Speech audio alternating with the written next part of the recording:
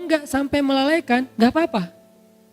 Kita boleh mencintai pasangan, kita boleh bersenang-senang dengan pasangan. Kalau enggak ada pasangan, sabar dulu.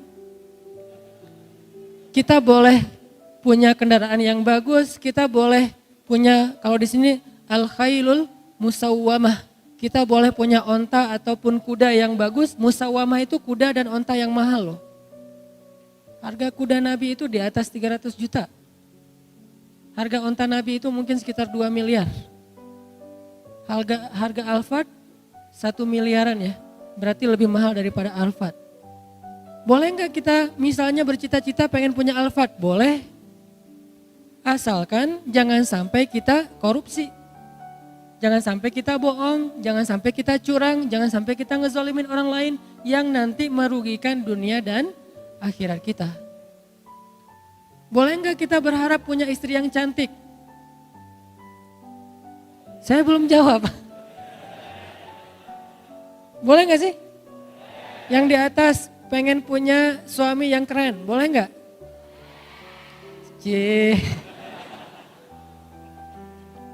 Boleh share akun Instagramnya ke belakang.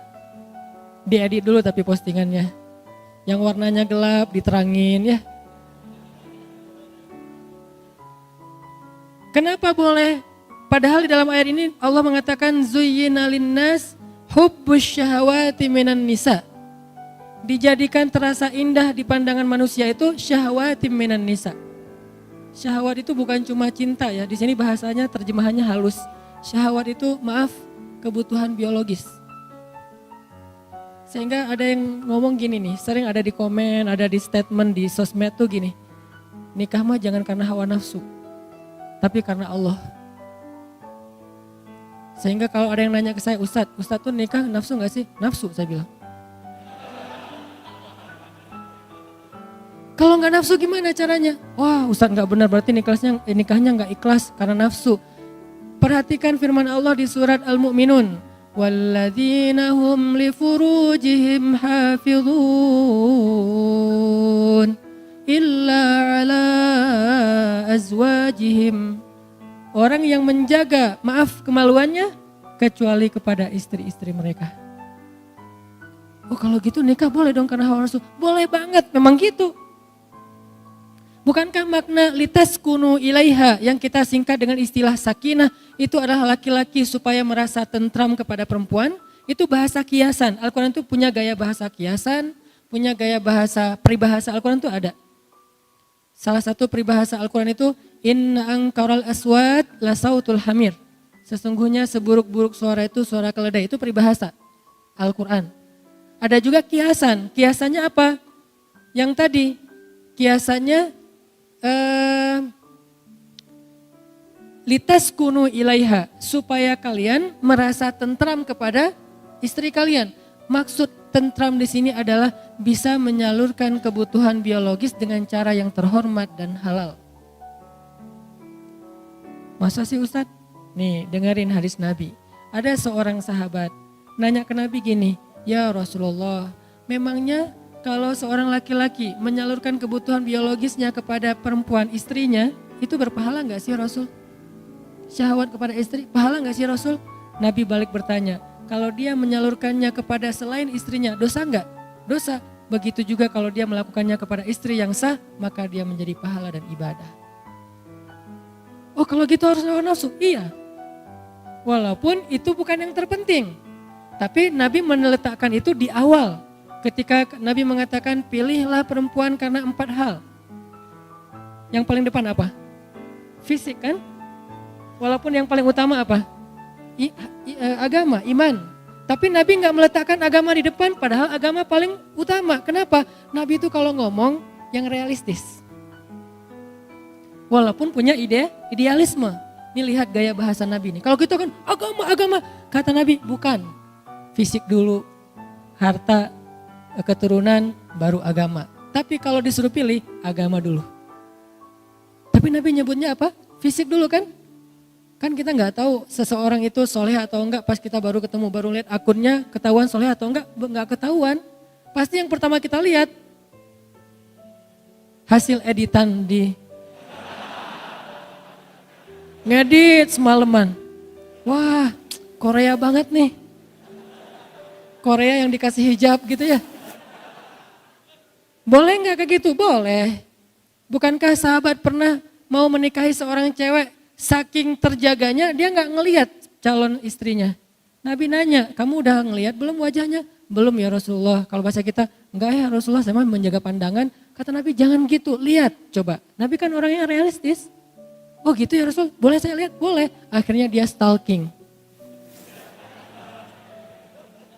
Bahasa sekarang stalking, bahasa hadisnya dia ngintip-ngintip. Kan stalking kan? Dia mengintip-ngintip dari kejauhan mana si cewek lagi keluar dari ruang kuliahnya. Oh itu, Masya Allah, Subhanallah. Saya pikir biasa-biasa aja, ternyata bidadari. Ini artinya dia stalking. Boleh nggak stalking? Boleh, selama postingannya masih aman. Begitu ada yang macam-macam, langsung unfollow. Di blok jangan, kasihan. Unfollow aja, dan jangan unfollow terus ganti akun, lihat pakai akun yang baru, jangan. Biar nggak ketahuan, bikin 2 akun, 1 akun pencitraan, 1 lagi akun stalking. Enggak, bukan pengalaman. Pernah sih. Ini artinya teman-teman, ternyata dalam hadis boleh kita mencintai istri kita karena nafsu. Tapi itu kan bukan yang terbesar ya porsinya. Tetap ada porsi itu yang realistis lah. Sampai Nabi mengatakan salah satu di antara perbuatan sia-sia tapi berpahala adalah bercanda gurau dengan keluarga, istri dan anak. Nanti kita akan bahas tentang kata Nabi itu, kullu syai'in laisa lahu min dzikrillah fahuwa lahwun. Segala sesuatu yang gak ada unsur zikir di dalamnya itu sia-sia. Illa arba'u khisal, kecuali 4 perkara. 4 perkara ini gak ada zikir, gak apa-apa. 4 perkara ini cuman main-main doang, gak apa-apa. 4 perkara ini senda gurau, gak apa-apa. 4 perkara ini kata orang cuman sia-sia, gak apa-apa, malah berpahala. Ada gitu Ustadz yang sia-sia berpahala? Ada, saya emang cari yang kayak gitu-gitu. Ini angle yang jarang dibahas tentang Islam, biar kita tahu salah satu prinsip Islam itu teman-teman apa? Ayat yuridullahu bikumul yusra wa la yuridu bikumul usra. Ma anzalna alaikal qur'ana litashqa. Itu prinsip Islam. Allah pengen memudahkan kalian, Allah tuh gak pengen nyusahin kalian. Di surat Toha, tidaklah kami menurunkan Al-Quran untuk hanya ngebebanin kamu Muhammad. Enggak, Al-Quran itu tidak diturunkan sebagai beban. Syariat itu bukan sesuatu yang ribet. Justru Islam itu yusr, kemudahan. Salah satu bukti bahwa Islam itu mudah, nikah. Itu bukti banget tuh. Nikah susah atau mudah? Mudah. Yang mempersulit nikah itu calon mertua berkumis tebal. Kalau syariat Allah mah gampang nikah itu, coba bayangin cuman akad doang kan. Saya terima nikah fulanah binti fulan dengan mahar sekian-sekian.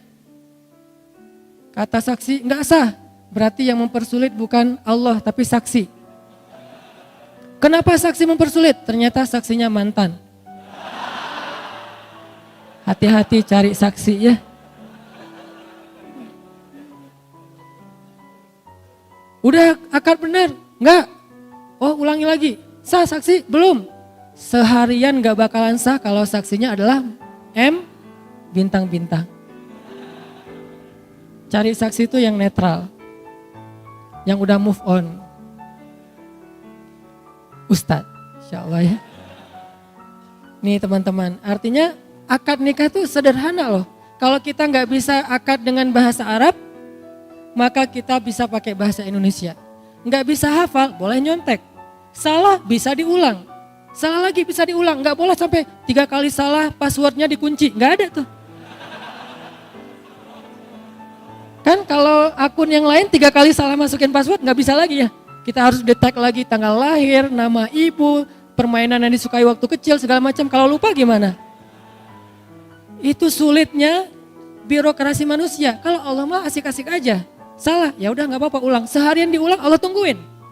Begitu benar sekali, sah, Allah bahagia. Malaikat bahagia, ngedoain kita tuh malaikat tuh. Sebetulnya nikah itu sederhana, cuman kayak gitu doang, mengubah status orang yang tadinya sentuhan aja nggak boleh, sekarang sentuhan jadi berpahala. Tadi saling ngelihat tuh nggak boleh, sekarang ngelihat berpahala. Salah satu hobi saya di rumah tuh lihat-lihatan. Maaf ya. Saya tuh kalau di rumah gini aja. Masya Allah.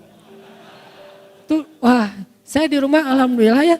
Jarang sholat sunnah kecuali sholat sunnah yang muqayyad. Kalau mutlak itu jarang. Sholat sunnah mutlak itu kan bebas ya kapan aja ya. Itu jarang. Karena diganti dengan memandang wajah istri. 4 hal ya. Boleh walaupun sia-sia. Boleh tuh. Kullu syai'in laisa lahu min dzikrillah fahuwa lahun illa arba'u khisal. Segala sesuatu yang tidak ada zikir kepada Allah di dalamnya lahwun. Sia-sia kecuali 4 perkara. 1. Masyur rajul bainal ghardain. Bolak-baliknya seorang laki-laki di antara 2 spot. Apa maksudnya? Berburu. Kalau bahasa ulama memanah. Dari tempat dia memanah sampai target, terus nanti anak panahnya udah sampai di sana, dia ambil, balik lagi, manah lagi, mungkin cuma 1 anak panahnya atau 2, balik lagi, manah lagi, bolak-baliknya sambil bercanda gurau, sambil ketawa-ketawa, itu adalah ibadah, bayangin. Cuman sebagian ulama menafsirkan hadis.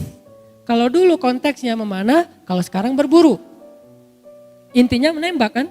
Bisa berburu pakai senapan angin, bisa berburu dengan senjata api, bisa juga latihannya yang kecil-kecil dulu, paintball, airsoft gun. Intinya belajar nembak. Dan itu walaupun ketawa, walaupun bercanda, berpahala, bayangin. Makanya saya bilang ada main juga dalam Islam, malah berpahala. Kalau niatnya apa? Karena Allah SWT. Tinggal niat doang dirubah. Oh, saya pengen belajar nembak nih. Pakai apa? Senapan angin dulu deh. Kan olahraga nih. Nanti gede sebelah gitu. Udah. Atau paintball yang standar-standar dengan niat ukhuwah, silaturahim, mendekatkan kesolidan organisasi.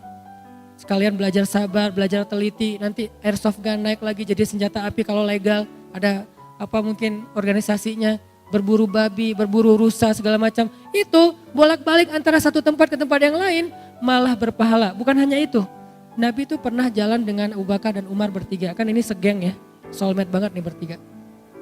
Karena Nabi itu ada sahabat, ada geng. Sahabat Nabi itu Muhajirin dan Ansor. Geng Nabi, Abu Bakar dan Umar, itu geng. Biasanya Nabi kalau pengen me time, gak ada yang boleh ketemu Nabi kecuali 2 orang ini. Abu Bakar dan Umar, tambah Utsman satu lagi. Kayak saya pernah ceritakan Nabi lagi me time di sebuah sumur, cuma pengen sendiri aja, terus suruh seorang sahabat jagain pintu sumur, gak boleh masuk.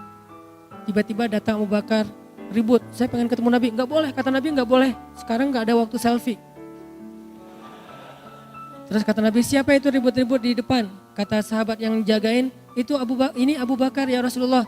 Kata Rasulullah, izinkan dia masuk, dia itu ahli surga. Masuklah Abu Bakar. Duduk di sebelah Nabi, menjulurkan kakinya ke sumur. Ini sebagai sebuah nubuwah, sebagai sebuah berita bahwa Abu Bakar nanti akan dimakamkan di sebelah Nabi. Terus datang lagi Umar.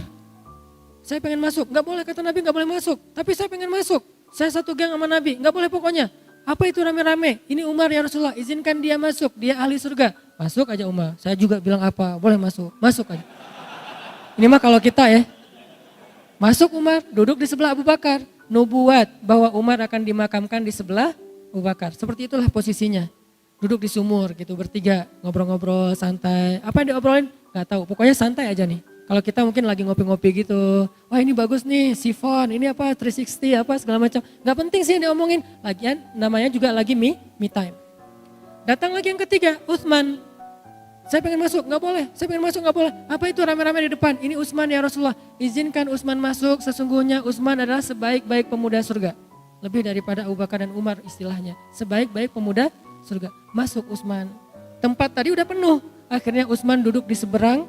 itu menjadi nubuat, takwil bahwa Utsman akan dimakamkan di Baqi, tidak di sebelah Rasul, Abu Bakar dan Umar.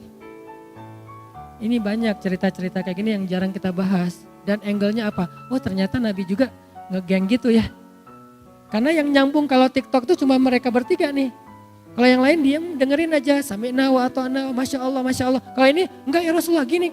Suka berbeda pendapat dan itu seru. Makanya salah satu yang keren dari pernikahan itu kalau kita bisa chat sama istri kita tuh kadang-kadang rame, debat. Tapi setelah itu pelukan, ya. Ini teman-teman, ternyata berburu itu sesuatu yang luar biasa di sisi Allah. Sampai ada hadis Nabi, nanti cek lagi deh. Nabi bilang gini, malaikat itu menyaksikan dua hal. Dua olahraga itu, dua permainan, malaikat menyaksikan. Satu, berburu, kedua lomba berkuda atau onta. Itu malaikat nonton loh. Bukan cuman malaikat diam, tapi nonton. Bayangin kalau nonton kira-kira kita gimana? Wah seru gitu kan? Malaikat yusyahid. Arti yusyahid, malaikat ikut nonton acara berburu sama balapan. Jadi kalau dulu konteksnya berkuda beronta, sekarang mungkin BMX, ngetrail, off-road, touring, itu malaikat nonton loh. Arti malaikat nonton, malaikat tuh senang dengan kegiatan-kegiatan kayak gitu. Kalau niatnya karena Allah. Yang dilarang apa menurut ayat 14 surat Ali Imran? Jangan sampai gara-gara itu telat sholat, itu doang masalahnya. Makanya saya sering bilang, fun itu gak harus nambah dosa, tetap bisa fun kok. Kita bisa asik, bisa seru tanpa harus nambah dosa. Karena Islam itu luas banget. Sampai kita balapan aja selama gak melanggar lalu lintas, malaikat nyaksiin. Kita berburu, malaikat ikut nonton. Mana malaikat ikut nonton? Makanya Nabi pernah jalan bertiga nih. Rasul, Abu Bakar, Umar jalan bertiga. Lewat orang yang lagi mana? Terus ada satu laki-laki pas mau manah gitu dia bersumpah, demi Allah ini akan kena sasaran. Kan orang Arab kalau ngomong tuh suka wallahi ya. Wallahi ini akan kena sasaran, wallahi ini akan kena sasaran. Ternyata meleset. Kata Abu Bakar, dia sih sumpah berarti gak kena sasaran tuh berarti dia harus bayar kifarat sumpah. Kata Nabi, sumpah dalam masalah memanah maka itu dimaafkan. Sampai segitunya. Sahabat saking seriusnya pengen kena sasaran tuh dapat poin yang paling gede di tengah, dia sampai sumpah demi Allah ini kena nih. Ternyata meleset, kata Abu Bakar yang lawan, dia sih udah terlanjur sumpah meleset berarti dia harus bayar denda kifarat sumpah. Kata Nabi, sumpah dalam memanah dimaafin. Menunjukkan gimana mudahnya Islam memberi ruang untuk orang main. Jadi kalau kita berburu, ini kena nih, demi Allah ini kena nih. Tapi jangan dimain-mainin ya, karena dia serius nih. Ini kena nih demi Allah, gak kena. Wah lu udah sumpah tuh, bayar tuh kifarat. Bayar kifarat sumpah kan lumayan gede tuh. Berpuasa atau kasih makan orang miskin, ternyata khusus buat latihan atau bermain. Kalau saya lebih menyebutnya bermain ya, walaupun maksudnya berlatih, itu dimaafin coba. Maka kata Nabi, di antara 4 yang main-main tapi berpahala, yang nomor satunya berburu. Nomor 2, seorang laki-laki yang melatih kuda atau ontanya. Melatih kuda atau melatih onta. Bukan berkuda doang, melatih. Jadi kuda itu kan bukan hanya dipakai untuk ditunggangin ya. Dia juga dilatih kayak kalau orang barat tuh ngelatih anjingnya biar sehat, pagi lari, sore lari gitu. Kita ngelatih kuda sama onta itu berpahala. Udah azan? Oke, insya Allah nanti kita lanjutkan setelah azan, kita dengarkan azan dulu. Snipernya, penembaknya, dia dapat pahala dan dijamin surga. Yang ketiga, orang yang menyiapkannya. Yang menyiapkannya ini kalau dalam konteks dulu sejarah yang bawa-bawa anak panah. Kalau sekarang dalam konteks sniper modern kan ada 2 orang ya. Satu yang nembak, satu lagi yang apa itu istilahnya itu. Ya gitu deh. Asisten atau apa itu. Nah gitulah pokoknya, saya gak ngerti istilahnya. Kan ada 2 orang kan, satu yang nembak, satu lagi yang ngukur-ngukur gitu kan, kecepatan angin atau apa. Nah dua-duanya dapat pahala dan dijamin surga. Coba lihat, betapa luar biasanya Islam, sampai yang kayak gini-gini diatur. Kalau kita selama ini memandang Islam itu sempit, pasti karena pemahaman kita, bukan karena Islam itu sempit. Kadang ada orang ngapain sih kayak gitu-gitu, ini apa manfaatnya, ini tujuannya apa, ini kok sia-sia segala macam. Kenapa saya kadang-kadang komen baca lagi, kenapa? Karena kurang baca deh. Karena hadis yang kita baca kan dari dulu innamal a'malu binniyat. Padahal jumlah hadis itu yang dihafal Al-Bukhari aja ada 200.000 hadis. Yang dihafal oleh Imam Ahmad bin Hambal ada 1.000.000 hadis. Berapa yang sudah kita hafal sehingga kita mengatakan ini sia-sia. Banyak angle-angle agama, angle Islam yang kita belum tahu.